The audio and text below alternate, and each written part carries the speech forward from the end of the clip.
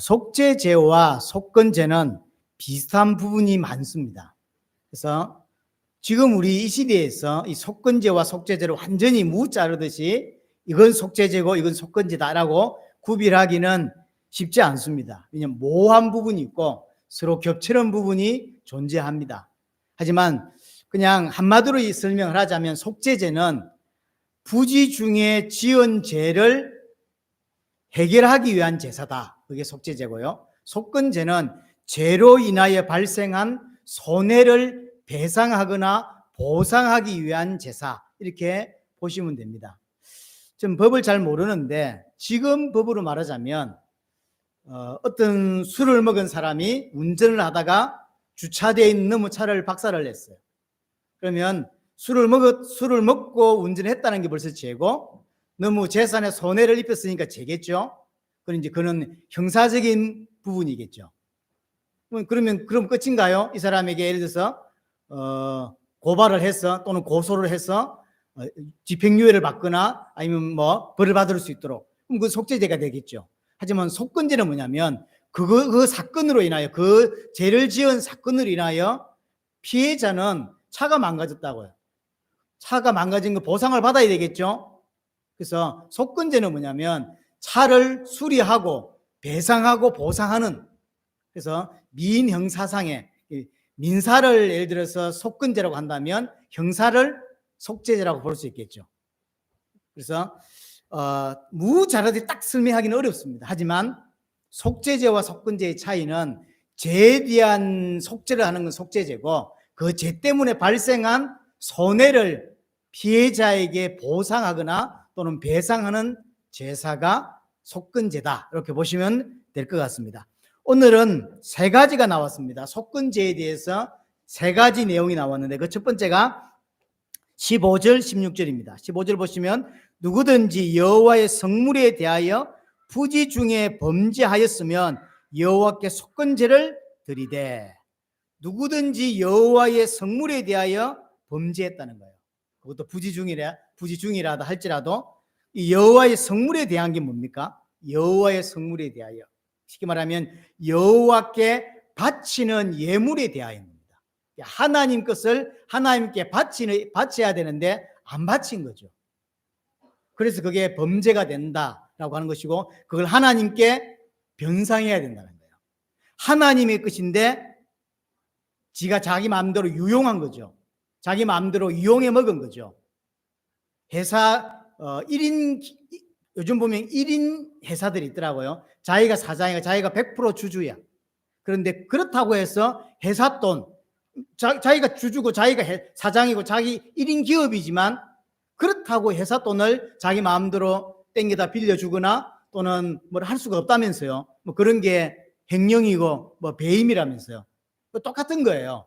하나님의 것인데 자기 마음대로 그냥 유용하고 자기가 써버리고 이런 거, 그걸 보고 죄라고 이야기하고, 그때 해야 되는 게 속건제를 드린다라고 하는 것입니다. 얘가 뭐가 있을까요? 레위기 27장에 가보시면, 다음에 보게 되겠지만 한번 보겠습니다. 레위기 27장에 가보시면 30절에 그리고 그 땅의 10분의 1 곧 그 땅의 곡식이나 나무의 열매는 그 10분의 1은 여호와의 것이니 여호와의 성물이라, 이런 거죠. 그러니까 땅에서 곡식이 났는데 그 10분의 1은 하나님의 거라는 거죠. 다 하나님 겁니다. 10분의 1만 하나님 게 아니라 다 하나님 거예요. 하지만 하나님 겁니다라고 드리게 되는 게 11조인 거죠. 거기 유래가 이렇게 나오는 거죠. 거기에 곡식도 그렇고 또 나무의 열매도 그렇습니다. 그건 누구 거다? 하나님의 것이다. 그리고 하나님의 성물이다라고 이야기를 하죠. 그래서 31절에 11조에 가는 이야기까지 연결을 시키고 있습니다. 하여튼 뭐 이것만 그럴까요? 아니요. 첫 소산. 민수기라든지 계속 나오게 되는 곡식의 첫 소산이나 동물의 첫 소산이나 하여튼 첫 번째 건 전부 다 하나님 거라는 거예요. 첫 번째 건 하나님 거고 둘째 것은 내 거다, 이런 개념이 아니라 다 하나님 거라는 개념이에요. 여하튼 다 하나님 거라는 개념으로 드리게 되는 게 이런 11조, 첫 소산 이런 것들입니다. 그뿐만 있는 건 아닙니다. 많이 있습니다. 여하튼 하나님께 드려야 되는데 안 드린 거예요. 그러니까 하나님 건데 안 드리니까 하나님께 손해를 봤죠. 하나님 근데 하나님께 안 드렸기 때문에 하나님이 손해를 봤다고. 손해를 봤으니 어떻게 된다? 배상하라는 거예요. 그게 속건제입니다. 하나님께 손해를 끼쳤으니까. 여기 이제 15절에 다시 보시면 여호와의 성물에 대하여 부지 중에 범죄하였으면 이렇게 되어 있는데, 범죄하였으면 범죄했다. 우리 속죄제에서 죄를 범하다를 하타라고 그랬어요. 그 죄를 해결하는 걸 하타트 속죄제라고 그랬는데, 오늘 이렇게 죄를 범했다라고 할 때 하타, 그 다음에 또 하나 단어가 나왔는데 그게 말이란 단어예요. 한 단어에 그냥 쓰면 될 것 같은데, 죄를 범했다고 하는 하타와 그럼 죄의 내용이 뭐냐면 마알인 거예요. 마알이 뭐냐면 하나님과 나와의 관계에서 언약적 관계를 깨뜨리는 죄다 이 말이에요. 그러니까 하나님께 드려야 되는 하나님의 것을 하나님께 드리지 않는 건 어떤 죄냐면 하나님과 나와의 언약적 관계를 깨뜨리는 심각한 죄다 이런 뜻이에요. 다른 성경에서는 어떻게 쓰이냐면 이 마알이라는 단어가 신성모독이라고 할 때 한국 번역으로 신성모독으로 번역을 하기도 합니다. 마알이라는 단어인데 성경 곳곳에 좀 나옵니다. 이 신성모독 또는 하나님과 언약적 관계를 깨뜨리는 것, 하나님을 배신하는 행위, 믿음을 저버리는 것, 이렇게 다 같이 쓰는 거예요.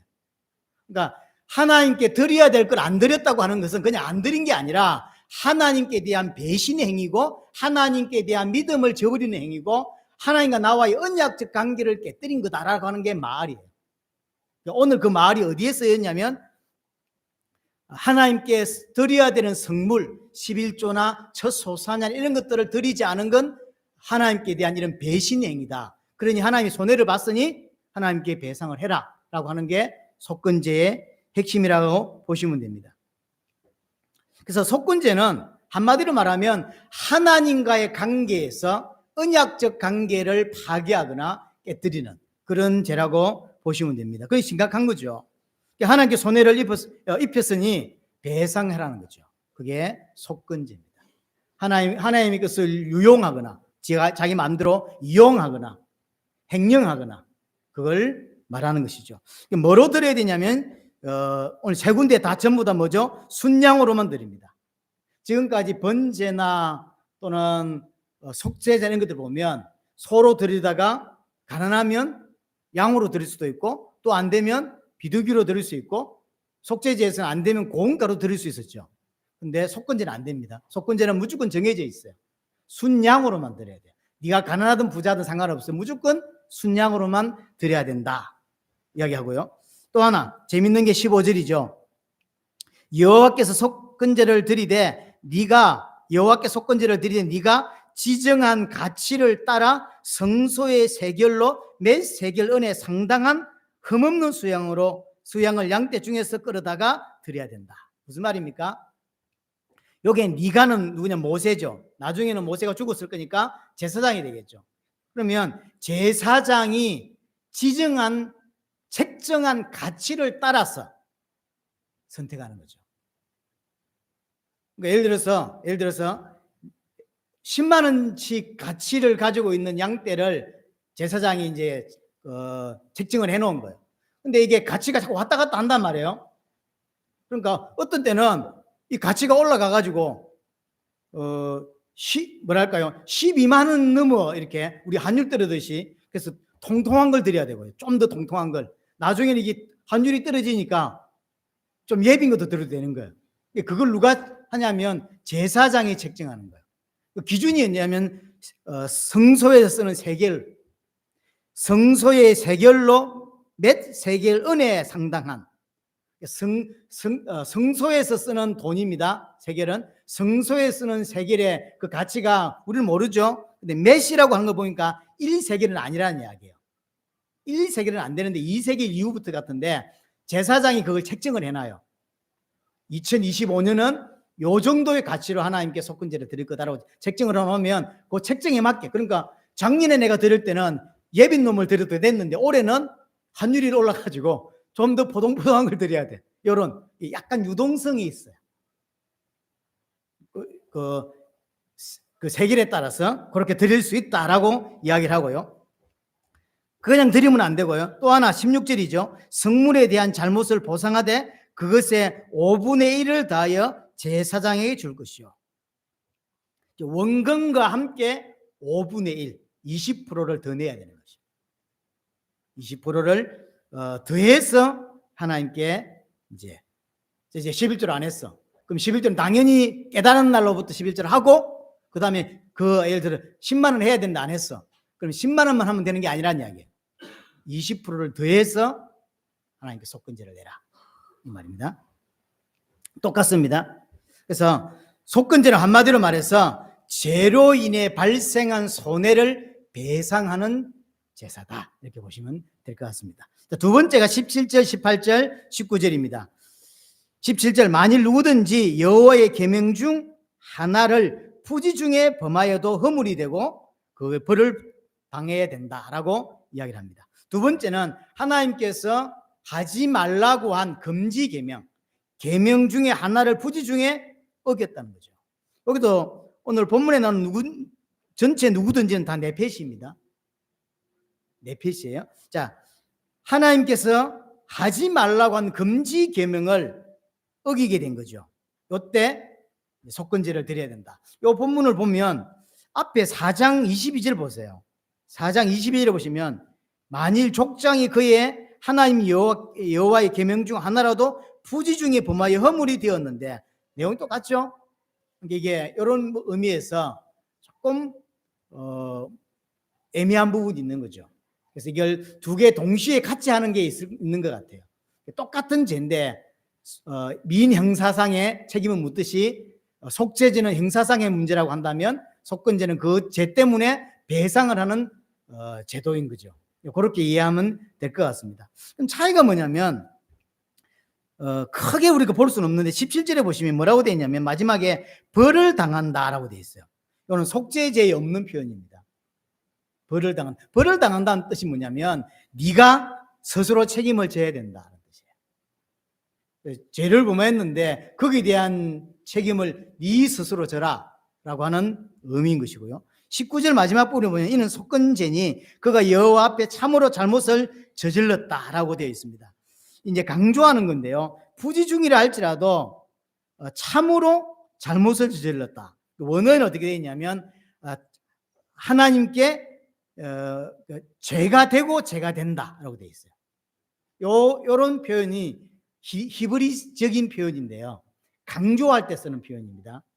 예를 들어서 창세기 2장 17절에 이 선악을 알게 하는 나무 열과를 먹는 날에는 뭐라고 되어 있죠? 정령 죽으리라 되어 있죠. 한국 성경은 정령 죽으리라지만 원래 원어는 그렇게 되어 있지 않습니다. 원래 원어는 같은 단어를 두 번 쓰는 거예요. 죽으리라, 죽으리라. 죽으리라는 단어는 진짜 죽는다는 거죠. 반드시 죽는다는. 그래서 한국 성경은 반드시 죽는다라고 표현을 한 거죠. 이 강조하는 거예요. 그래서 오늘 본문에도 죄가 되고 죄가 된다는 거예요. 죄가 되고 죄가 된다. 그러니까 진짜 하나님께 죄가 된다라고 번역을 한 거죠. 강조하고 있는 것입니다. 여하튼 하나님이 명령하신 계명을 어긴 거예요. 하지 말라고 하는 금지 계명을 어긴 것은 하나님께 죄가 된다는 거예요. 이것 또한 하나님께 직접적인 모독이 되는 거예요. 하나님이 말씀하셨는데 그 말씀을 그대로 순종하지 않죠? 그러니까 그냥 법을 순종한 게 아니라 하나님을 거부하고 하나님을 모독하는 행위가 된다라고 이야기를 하는 것입니다. 그래서 뭐 해라? 배상해라 라고 이야기를 하는 거죠.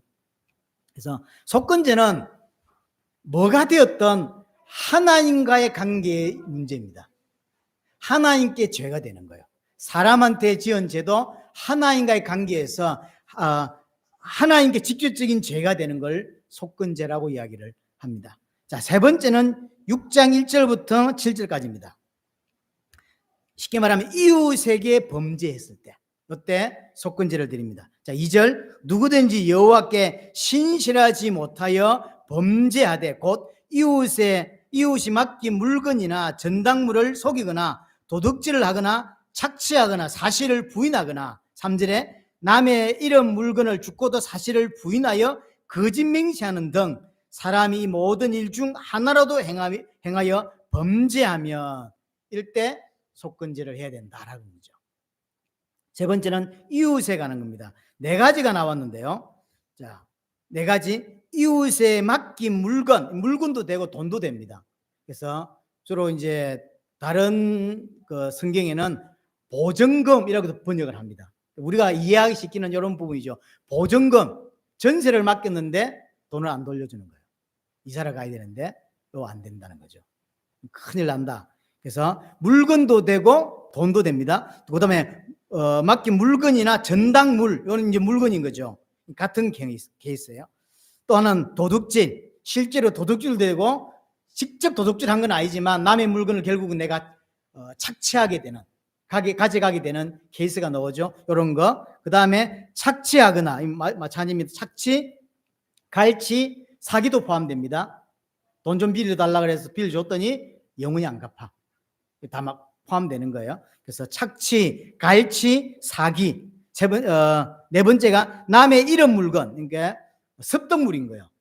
내 물건이 아닌데 습득을 했는데 알고 보니까 이웃집 사람 거야. 알았어. 누군지도 알았고 내가 주웠어. 근데 입을 딱 뗀 거예요. 그리고 사람들이 경찰에 와서 조사를 하는데 나는 안 봤다는 거예요.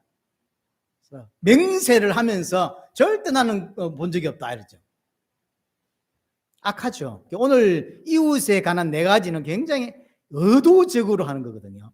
큰 죄죠. 부지중이라고 하지만 알고 짓냐 모르고 짓냐 말이에요. 6장 1절부터 7절은 알고 하는 거예요. 일부러 사기를 치는 거라고. 돈을 돌려줘야 되는데, 보증금을 돌려줘야 되는데 안 돌려주는 거예요. 싫다고. 악한 거죠. 이게 몰라서 안 돌려주는 게 아니에요. 죄라는 것도 알고 하나님이 나쁘게 본다는 걸 알지만 싫은 거예요. 안 돌려줘. 그 다음에 남의 물건을 주었는데 알죠. 이거 돌려줘야 된다는 거. 저 사람에게는 아주 소중한 물건이라는 걸 알지만 싫은 거예요. 그냥 내가 하고 싶은 거죠. 그 다음에 갈취, 착취, 사기 마찬가지입니다. 이거 하면 내가 이자를 25% 쳐가지고 내 줄게 이라고 돈을 빌렸는데 갖기 싫은 거예요. 아까운 거예요. 원래 지 돈도 아닌데 돌려주기 아까운, 사기치는 거예요. 다 이기다. 이거 하나님께 엄청난 범죄가 된다라고 이야기를 하는 거죠. 이 죄 또한 어떤 죄다? 속건죄로 해결해야 할 죄라는 거죠. 뭐죠? 하나님께 범죄한 거라. 이웃에게 사기쳤잖아요. 근데 이웃에게 사기친 게 아니요. 이거는 하나님께 범죄한 거다라고 이야기하는 거죠. 하나님께 대한 믿음을 저버리고 하나님과 나와의 언약적 관계를 깨뜨리는, 하나님을 배신하는, 하나님을 모독하는 신성모독의 죄다라고 오늘 본문은 이야기하는 거예요. 그래서 오늘 6장 2절에 여호와께 신실하지 못하여라고 번역이 되는데, 이 신실하지 못하여가 아까 말했던 마을이에요. 앞에 성경은 하타와 마을을 같이 써서 그냥 범죄하여라고 했지만 오늘 본문에 6장 2절에서는 또 그렇게 번역하지 않고 신실하지 못하여라고 번역했죠. 조금 더 정성을 들인 거예요. 하나님 앞에 믿음을 저버려서, 이런 뜻이거든요. 하나님에 대한 신뢰를 저버리고 하나님을 배신하여 이웃에게 사기를 쳤다는 거예요. 그래서 이웃에게 사기치고 돌려줘야 되고 돌려주지 않는 것은 그 이웃에게도 피해를 줬지만 누구한테 사기를 친 거다? 하나님께 사기를 친 거예요. 아주 하나님이 엄하게 다스리는 부분. 큰 죄입니다. 그러니까 자기는 그냥 이웃에게 사기를 쳤다고 하지만 하나님은 그걸 나에 대한 관계로 보는 거예요. 이웃에게 사기를 쳤어? 나를 무시한 거지. 나를 배신한 거고 나와의 언약적 관계를 배반한 거라고 하나님은 보시는 거예요. 속건죄에서 다루는 이 죄도 큰 죄입니다. 하나님의 백성대로 훈련받고 지어져 가야 되는데 완전 하나님과 반대되는 삶을 살아간다. 하나님이 가볍게 보지 않는다는 거죠. 그래서 근데 나중에 이제 깨닫게 된 거예요. 양심의 가책을 느끼지 않다가, 왜냐하면 일부러 사기를 쳤으니까요. 그러다가 하나님의 은혜로 이제 깨닫게 된 거죠. 저건 잘못된 건데. 이제 깨닫게 된 거죠. 깨닫게 됐을 때 속건제를 드려야 된다. 그럼 어떻게 드립니까? 자, 5절, 그가 거짓 맹세한 모든 물건을 돌려보내되, 이제 깨달았으니까요. 첫 번째 뭐였냐면 원주인에게 돌려줘야 돼요. 원래 물건대로. 아까 첫 번째 나왔던 하나님께 대한 거고 똑같은 거죠. 원래 그 물건, 전당을 잡혔던 돈을 빌렸던 그 원금을 그대로, 그 물건을 그대로 되돌려주고, 그 다음에 그 본래 물건의 5분의 1을 더하여 돌려보낼 것이라. 원래만 돌려보내면 안 됩니다. 시계를 내가 저당 잡았는데 시계만 주면 안 돼요. 그 시계의 가치의 20%를 쳐서 5분의 1이죠. 20%를 갚아야 돼요. 그럼 끝인가? 아닙니다. 그리고 나서 하나님께 와서 순양을 가지고 제사장이 책정한 가치를 따라서 순양을 가지고 하나님 앞에 나와서 속건제를 드릴 때 이 죄가 사해진다는 거예요. 이웃에게 배상을 했다고 끝나는 문제가 아닙니다. 이 부분은 이중적으로 하는 거예요. 이웃에게 배상을 다 했어. 원금 돌려주고 이자를 20% 쳐서 5분의 1이니까 20% 쳐서 예를 들어서 1억을 사기를 쳤는데 1억만 돌려주면 안 돼요. 20%를 더해 1억 2천을 줘야 돼요. 그럼 끝입니까? 아니요. 끝이 아닙니다. 그러면 죄 용서되는 게 아닙니다. 어떻게 되냐면 하나님께 순양을 들고 나와서 속건제를 드려야만 해결된다. 하나님 그때 사심을 받는다라고 이야기를 하는 것입니다. 중요하죠. 이 순서가 중요한 거예요.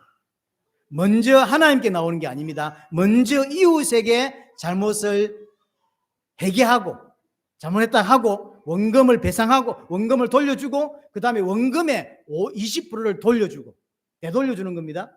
그리고 나서 하나님께 오는 거예요. 여기에서 나온 예수님의 표현이 너희가 하나님께 예배하러 오기 전에 뭐라고 하죠? 먼저 가서 형제와 화목하고 하나님께서 예물 드리라고 표현하죠. 그게 그냥 예수님이 갑자기 생각나서 한 표현이 아니라 속건제를 생각하고 하신 메시지예요. 그냥 나온 메시지가 아닙니다. 그래서 이 순서도 중요합니다. 먼저 이웃에게 가서 잘못을 용서를 빌고 그래서 배상을 다 하고 그 다음에 하나님께 나와서 배상해야 되는 거예요. 이게 속건제죠. 세 번째 속건제에서 중요하게 다루는 게 바로 이 부분인 거죠. 이웃에 대한 것, 그 다음에 하나님에 대한 것. 이웃에게 잘못한 건 하나님에 대한 모독으로 하나님은 느끼시는 거죠. 이때 배상을 해야 되는 거죠. 중요한 거죠. 그래서 우리 이 세 번째 나오는 속건제는 앞에 나왔던 두 가지에 비해서 다른 게 있다면 의도적입니다. 아무리 부주중이라 할지라도 의도를 가지고 사기를 치고 의도를 가지고 갈취를 하는 거라고. 그래서 죄가 크다고. 근데 의도를 가지고 죄를 짓는데 그럼에도 불구하고 양심의 가책이 없어. 뭘 우리에게 설명하는 거냐면 인간의 죄성이 이렇다는 거죠. 사람이 하나님 이야기하지만 사실은 죄성이 깊이 들어있어. 그래서 안 바뀌려고 그래. 자기 육신의 옳은 대로만 살라 그래. 하나님의 뜻하고 아무 무관한 그게 죄성이에요.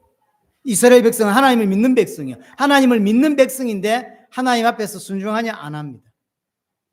그렇죠? 그래서 일부러 사기를 치는 사람이 있다니까요.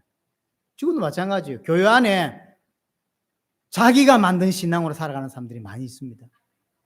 하나님은 전혀 상관없이 이웃에 사기치고 돌려줘야 되고 안 돌려주고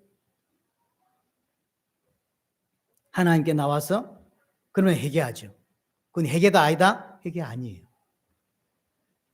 회개 아닙니다.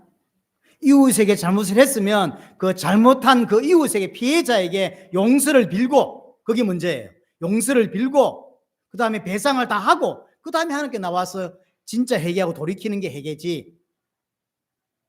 밀양이라는 영화를 보면 감옥에 가 있는 가해자에게 이 피해자가 용서를 할까 말까 엄청 고민하다가 감옥을 찾아가서 용서하기 위해서 난 이제 당신을 용서한다 라고 하고 갔는데 이 감옥에 있는 가해자가 말하죠. 난 하나님께 다 용서를 받았습니다. 그러죠. 당신도 빨리 그 용서해서 자유를 얻으라고 그러죠. 그러니까 피해자가 용서해 주러 갔다가 뜻붕이 확 열리는 거죠. 이 감독이 기독교의 죄와 용서의 원리를 뭐랄까요? 반박하기 위해서 아주 이상하게 꼬았는데 성경은 그렇게 되어 있지 않아요. 그게 기독교의 죄와 죄 용서의 원리라고 생각하는 것 같아요. 그 감독은. 그렇지 않습니까? 성경 어디에도 그렇게 되어 있지 않아요. 성경 어디에도. 그래서 이 순서가 중요합니다. 이웃에게 가서 용서를 빌고 이웃에게 모든 그냥 원금만 돌려주면 안 된다니까요. 20%를 더해서 주고 그 다음에 하나님께 나와서 진짜 회개해야 돼. 이것이 회개지. 나는 하나님께 용서를 받았다. 그건 회개가 아니라니까요. 그건 하나님 믿는 게 아닌 거예요. 자, 그럼에도 불구하고 속건제는 어떤 죄를 지었든 상관없이 제물은 하나님께 드린 제물은 똑같습니다. 이건 하나님 은혜를 설명하는 겁니다. 하나님 보실 때 큰 죄지만 똑같이 순양으로만 드려야 돼. 하나님의 은혜를 우리에게 설명하는 것입니다. 자, 정리를 해보겠습니다. 오늘 속건제를 통해서 주시는 메시지가 있는데 속건제의 예를 3개만 들었습니다. 오늘 본문에서는 그 첫 번째가 하나님의 거룩한 성물을 무의식 중에 내 마음대로 이용하고 내 마음대로 유용한 죄, 그거죠.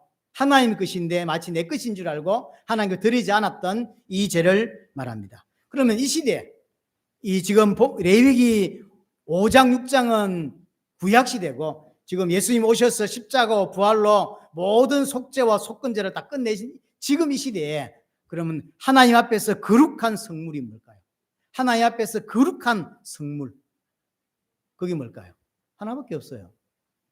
하나님 앞에서 거룩하다고 표현할 수 있는 성물은 하나밖에 없습니다. 예수 그리스도밖에 없어요. 그러면 하나님 앞에서 성물인 예수 그리스도를 무의식 중에 내 마음대로 유용하고 내 마음대로 이용하고 내 마음대로 행령한 그 죄가 뭐냔 말이에요. 그 죄가 뭐죠? 예수 그리스도를 나의 육신적 욕구를 채우기 위해서 이용한 것. 그게 오늘 레위기 5장에 나온 속건제 첫 번째예요. 이게 심각한 문제라고. 하나님의 것을 함부로 유용하고 함부로 배임하고 행령했는데 이걸 죄인 줄 몰라요. 그래서 지금 대한민국과 전 세계 기독교 중에 기독교 안에 교회에 나와서 내 육신적 야망이나 육신적 욕구를 채우기 위해서 예수 그리스도 이름을 부르고 예수 그리스도 이름으로 기도하는 게 다반사죠. 그게 신앙인 줄 안다고. 신앙 아닙니다. 우상숭배고 엄청난 큰 범죄인데 그렇게 생각하지 않아요. 전 세계 많은 교회는 그냥 그게 신앙인 줄 알아요. 내 좋을 때는 하나님 찾을 필요가 없죠. 안 찾다가 어려움이 생기면 그때 하나님께 나와서 이거 해주시면 하나님이 이렇게 하겠습니다. 지금 너무 문제가 많은데 이거 해결하면 우리 아들을 목회자로 만들겠습니다. 지 아들한테 물어보지도 않고 그러죠. 어릴 때부터 내가 어려울 때 네 이름을 걸고 니를 목회자 만들겠다고 하나님께 서원했다. 네 목사 돼야 된다. 아들은 계속 스트레스라. 나는 한 번도 목사 되고 싶은 생각이 없는데 엄마가 서원했대. 그 지켜야 돼요? 안 지켜야 돼요? 어떻게 생각합니까? 그 지켜야 돼요? 안 지켜야 돼요? 안 지켜도 됩니다. 안 지켜도 돼요. 아들이 안 하고 싶다는데 뭐라고 시켜요? 하나님이 그거 받지도 않아요. 하나님은 그 말 안 듣는 아들 목사님 만들면 하나님 좋아하실까요? 그게 신앙인 줄 알아요. 그렇지 않습니다. 그게 우상숭배예요. 그래서 속건제 첫 번째 여호와의 성물을 함부로 유용하고 함부로 이용하는 그 행위가 지금 우리에게는 뭐냐? 예수 그리스도가 누군지 정확히 모르니까 그 이름으로 우상숭배하고 있는 죄, 그 죄란 말이에요. 그래서 내 환경을 바꾸고 내 육신적 야망이나 이거 바꾸기 위해서 예수 그리스도를 이용하는 정도. 이 죄는 어떤 죄냐? 하나님과 나와의 언약을 깨뜨리고 하나님을 배신하고 믿음을 저버리는 죄다. 그러면 왜 사람들이 교회 와서 예수 그리스도를 그렇게 이용할까요? 첫 번째, 하나님을 불신하기 때문이죠. 하나님을 믿지 않기 때문이에요. 무슨 말이냐면 교회 와서 예수를 믿고 이렇게 믿으면 이렇게 될 거야 라고 생각한 거죠. 내가 생각한 구원이 아닌 거예요. 내가 생각한 구원은 뭐냐면 지금 어려움이 있는데 교회 와서 목사님 말씀도 듣고 설교도 듣고 예수를 영접하고 믿고 이렇게 교회를 잘 다니면 있던 문제도 해결되고 뭐 질병도 낫고 자식도 잘 되고 부자가 되고 성공하고 우리 자식이 서울대도 가고 이렇게 될 줄 알았는데 나아진 게 하나도 없네. 내가 생각한 구원이 아니야. 내가 생각한 구원은 그런 거라고요. 내 자식 잘 되고 부자가 되고 은혜 뭐 이게 뭐랄까 남들이 와, 니 어쩌다 그렇게 됐어? 교회 다녀봐, 예수 믿어봐, 그렇대. 이런 말하고 싶은 정도의 내가 생각한 구원인데 하나도 안 되네. 내가 교회 다니고 나서 월급이 오른 것도 아니야, 회사가 잘 되는 것도 아니야, 자식이 말을 잘 듣는 것도 아니야, 병이 나은 것도 아니야. 하나도 변한 게 없어. 그러니까 하나님을 못 믿겠는 거예요. 하나님을 못 믿기 때문에 예수 이름, 예수가 누군지도 몰라요. 사실 정확히 말하면 예수 그리스도가 어떤 분이고 그가 뭐 하셨고 앞으로 뭐 하실 것인지도 모른 채 그냥 예수 그리스도가 하나님이라고 하니까 그 이름을 이용해서 그냥 내 육신 채우고 싶은 거예요. 그건 우상숭배라니까요. 그래서 하나님을 믿지 않기 때문에, 그리고 예수님이 행하셨다고는 그 십자가 부활이 부족해 보여요. 아무리 봐도 내가 받은 구원이 마음에 안 들어요. 내가 받은 구원과 하나님이 주고자 하는 구원이 다른 거예요. 그래서 예수 그리스도 이름을 유용하고 이용하먹는, 사실은 오늘날 기독교인들이 가장 많이 범하고 있는 죄가 요죄입니다. 그렇죠? 하나님을 잘 몰라요. 하나님을 잘 모르니까 하나님 뜻을 당연히 모르죠. 그리고 나는 왜 이 땅에서 이곳에서 예수를 믿고 어떻게 살아야 되며 무엇을 위해서 살아야 되는가 또 몰라요. 이게 성경에서 가르치는 가장 중요한 핵심이잖아요. 하나님이 누구며 예수 그리스도가 누구며 그의 뜻이 뭐며 그가 나를 통해서 뭘 하시고자 하는지, 이게 가르치는 게 성경의 가장 중요한 핵심인데 하나도 관심이 없고 몰라요. 하나님 누군지도 모르고 예수가 누군지도 모르고 그가 어떤 교육을 가지고 계신지도 모르고 그분이 그럼 나를 통해서 이 교회를 섬기면서 뭘 하고자 하는, 내가 인생 살아가는 방향이 뭔지도 모른다니까요. 진짜 중요한 건 하나도 모르고 그냥 하나님이 누구였든 그리스도가 뭐였든 아무 상관없어. 그가 십자가 짓든 부활했든 나는 아무 상관이 없어. 그냥 그가 나에게 육신적인 거 좀 채워줬으면 좋겠어. 뭐 속건제가 뭐였든 속죄제가 뭐였든 화목제가 뭐였든 뭔 상관이 있어. 그냥 내게 돈이나 좀 많이 줬으면 좋겠어, 하나님. 그게 기독교인이라니까요. 말이 됩니까? 진짜 중요한 건 하나도 못 알아들어요. 그렇죠. 그냥 세상적인 번영을 좀 예수 이름으로 누리고 싶을 뿐입니다. 그거는 신앙이 아닙니다. 그거는 종교입니다.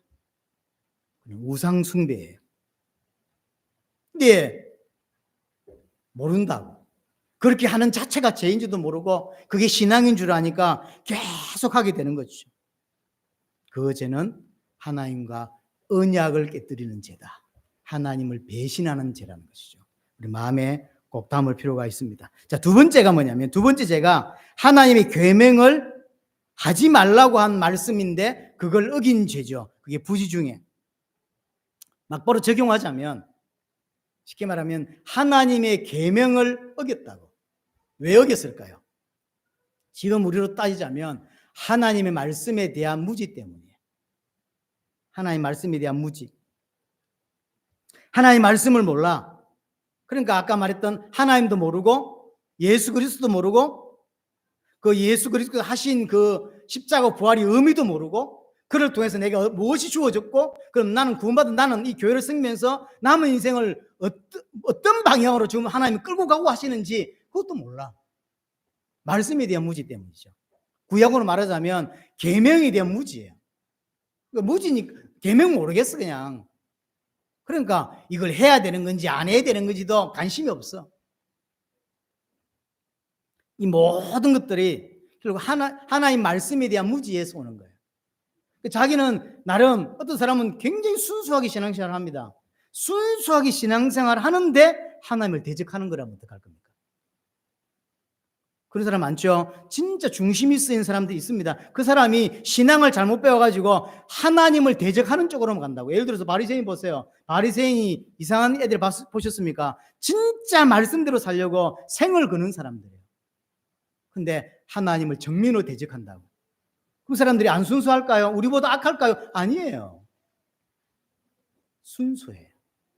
순수하면 뭐 하냐고요. 왜 그리 되냐면 말씀에 대한 무지 때문에. 제가 교회를 50년까지는 안 다녀봤지만 40 몇 년을 지금 교회 다니고 있는데 이런 사람 많이 들어봤습니다. 내가 하나님께 어떻게 했는데, 내가 교회를 어떻게 섬겼는데 하나님 나한테 이럴 수 있냐, 이런 표현. 그 무슨 표현일까요? 나는 내가 생각할 때 요렇게 하나님께 하면 하나님은 요렇게 해주실 거다라는 생각을 갖고 있는 거죠. 내가 이렇게 했으니까 하나님이 그에 대한 보상이든 배상이든 이렇게 해주지 않겠냐는 거죠. 내가 11조를 한 번도 빼먹지 않고 뭐 이렇게 하면 하나님은 그에 대한 보답을 해주시지 않겠냐. 내가 새벽 기도를 한 번도 빠지지 않고 이렇게 하면 하나님은 이런 걸 해주지 않겠냐, 이렇게 생각을 하고 있는데 안 돼. 그때 하는 표현이에요. 내가 어떻게 교회를 섬겼는데, 내가 어떻게 목사를 섬겼는데, 내가 어떻게 교회를 다녔는데 하나님 나한테 이럴 수 있어? 이게 기독교 문제 아닌가? 오늘날 기독교 문제 아닌가요? 왜 그럴까요? 그 바로 말씀에 대한 무지 때문이죠. 하나님의 말씀이 뭐라고 이야기하는지는 관심 없는 채 그냥 자기가 교회에서 배운 신앙이 신앙인 줄로 안다고. 가장 제가 걱정하는 게 뭐냐면 여러분들이 말씀에 대한 올바른 진리에 대해서 관심이 없을까 싶어서. 진짜 이 성경이 하나님께서 모세를 통해서 기록하기엔 이 말씀의 진짜 진리, 이걸 통해 우리에게 계속 말씀을 주시는데 그 진짜의 진리에는 관심이 없고, 그래서 목사 설교가 뭐였든 아무 관심이 없어. 저는 그럴까 싶어서. 말씀이 곧 예수 그리스도죠. 요한복음 1장 1절에 태초에 말씀이 계셨고 그 말씀으로 인하여 천지가 창조되었다고 말씀하시고 그 말씀이 이 땅에 오셨다고 이야기하세요. 그럼 오신 분이 누굽니까? 예수 그리스도죠. 그 말씀이 곧 하나님이고 말씀이 곧 예수 그리스도라고. 그 말씀에 관심이 없다는 것은 하나님께 관심이 없다는 것이고 예수 그리스도에 관심이 없다는 것이고, 그가 이 땅에 왜 오셨는지, 십자가와 부활을 통해 뭘 이루셨는지, 앞으로 구원한 나를 앞으로 어떻게 어디로 인도해 가실 것인지에 대해 전혀 관심이 없다는 이야기예요. 그래서 여러분들이 신앙의 척도는 어디로 나타나냐면 말씀에 대한 뭐랄까요, 갈급함, 말씀을 대하는 자세가 여러분들의 믿음의 어떤 수준이에요. 제가 제일 걱정하는 게 사실 이 부분이거든요.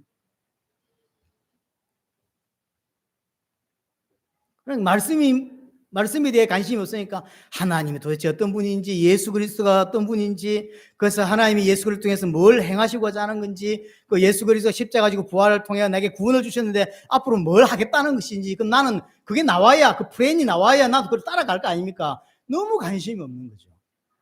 관심도 없고 모르고, 그러면서 하나님 말씀을 어기고 있으면서 어긴다는 생각도 안 하고 하나님을 대적하고 있고. 기억해야 될 건 하나님은 항상 하나님이 일하시는 방식이 말씀이라는 걸 아셔야 돼요. 말씀으로 천지를 창조하셨고 말씀으로 하나님은 말씀 자체고 그 말씀이신 분이 이 땅에 오신 분이 예수 그리스도고 그 말씀을 통해 우리가 구원받죠. 베드로전서 1장 23절에 우리가 썩어질 씨로 구원받은 게 아니라 썩지 아니하는 영원한 하나님의 말씀을 인하여 내가 구원받았다라고 이야기하잖아요. 그럼 그 말씀이 바울이 말한 대로 디모데후서 3장입니까? 이 성경 하나님의 말씀을 통하여 우리가 구원을 받을 뿐만 아니라 우리가 하나님 백성다운 삶으로 계속 거듭나고 성장하게 하는 게 하나님의 말씀이라고 이야기하시잖아요. 하나님 백성답게 만드는 구원받을 때도 하나님의 말씀이고 구원받은 자가 성장하고 하나님 원하시는 모습대로 만들어가는 길도 유일한 길이 말씀이에요. 그래서 여러분들 성경 66권의 진리를 제대로 이해하고 깨닫는 여러분이 되셨으면 좋겠어요. 그냥 단순히 목사님들이 그냥 원의미는 다 집어치우고 그냥 적용적인 오늘 본문 같은 것도 그냥 이웃을 사랑해라 뭐 그러고 설교하시겠죠. 그것도 좋은데 진짜 중요한 건 이 성경의 진리를 계속 깨달아가는 거라고. 지금 제가 지난번에도 말씀을 드렸는데 제게 오는 유혹 중 가장 큰 유혹이 이거예요. 그냥 적당히 설교할까? 적당히. 왜냐하면 적당히 설교하면 저도 편하고 어떤 면에서 여러분들도 편할 수도 있어요. 오늘처럼 이렇게 설교하지 않고 적당히 제가 이렇게 설교한다고 말을 더 잘하는 것도 아니고요. 대단히 멋있어 보이는 것도 아니에요. 존경스러워 보입니까 제가? 그렇지도 않잖아요. 이렇게 하든 저렇게 하든 똑같다고. 하지만 제가 몇 년 전부터 받은 은혜 중에 하나가 뭐냐면 원래 하나님이 이 성경을 주셨을 때 원 의미는 뭐냐라는 부분이 많이 부딪혀 왔고 그게 은혜가 됐어요. 그래서 그냥 적용적인 설교, 교훈적인 설교 이전에 가장 먼저 이 원래의 의미를 충분히 여러분들에게 설명을 하고 갔으면 좋겠다고 하는 게 지금 제 마음이에요. 그래서 제약된 게 창세기였어요. 창세기부터. 그리고 제 마음에 지금 레위기를 하면서도 들어갈 때 전사님하고 이런 이야기를 했어요. 레위기는 좀 이렇게 뭐랄까 스토리가 없어요. 재미가 없죠. 이게 막 전쟁이 일어나고 막 아브라함이 막 배신을 하고 이래야 이게 이제 스토리가 재미가 있는데 레위기는 하나도 재미가 없잖아요. 성도들이 재미없어 할 건데 이걸 해야 될지 말아야 될지 그 고민을 제가 한참 했거든요. 근데 여러분들이 언제 레위기 설교를 제대로 들어보겠어요? 다른 데 가면 들어볼란가? 잘 모르겠네. 그런 마음이에요. 어쨌든 하나님의 말씀이 여러분들에게 어떤 형태로든지 그냥 교훈으로 전달되는 거 말고 하나님께서 말씀하시는 중요한 의미가 제대로 성경 자체로 전달되었으면 그런 마음이 제게 있는 것입니다. 그러니까 하나님 말씀과 상관없이 많은 신자들은 내가 만든 하나님을 내 방식대로 내가 믿고 싶은 대로 그렇게 믿고 섬긴다. 그거는 하나님도 아닐 뿐더러 신앙도 아니에요. 그래서 이렇게 하나님을 생각하고 이렇게 하면 하나님 복 주실 거야 라는 막연한 잘못된 착각 속에서 신앙생활을 한다고. 정말로 11조 드리는 것도 우러나와서 사람을 섬기고 교회를 봉사하는 것도요, 정말로 내 같은 죄인이 이 큰 은혜를 받아서 너무 감격해서 그래서 교회를 나오고 그래서 섬기는 게 아니라 이렇게 하면 하나님 이렇게 해주지 않을까라고 하는 잘못된 동기로 헌금을 하거나 교회를 섬기는 케이스들이 다반사거든요. 하나님과 아무 관계가 없는 것입니다. 내가 하나님을 우상으로 만들어 놓고 섬기면 그게 하나님이 되냔 말이에요. 그건 하나님을 대적하는 거거든요. 하나님 대적하면서도요, 하나님 대적한다고 생각을 안 합니다. 나는 하나님 잘 섬긴다라고 생각합니다. 하나님 잘 섬긴다. 아닙니다. 이 모든 것의 문제의 시작은 말씀에 대한 무지입니다. 하나님의 말씀을 제대로 알지 못하기 때문에 일어나는 일들입니다. 말씀을 모르기 때문에 하나님도 예수 그리스도도 그가 이루신 구원도 그가 나를 부르시고 나를 통해 해가실 계획도 모르는 거예요. 관심이 없어요. 하나님은 내게 앞으로 무엇을 어떤 목적으로 어디를 향해 끌고 가고 싶어 할까요? 관심이 없는 거죠. 모르기 때문에 계속 죄를 짓게 된다는 것이죠. 자, 세 번째가 이웃에게 재산상의 피해를 입혔을 경우죠. 이웃에게 한 범죄가 곧 하나님께 한 범죄라는 사실을 잊지 마셔야 됩니다. 이웃에게 잘못을 했는데 그걸 오늘 본문에서는 하나님께 한 배신이다라고 이야기를 합니다. 그래서 용서를 받으려면 어떻게 해야 되냐? 먼저 이웃에게 용서를 구해야 돼요. 그래서 원금을 그대로 돌려주고 그 다음에 20%를 더해서 배상을 하고 그 다음에 하나님께 나가는 거예요. 중요한 겁니다. 순서가 중요하다고 말씀을 드렸습니다.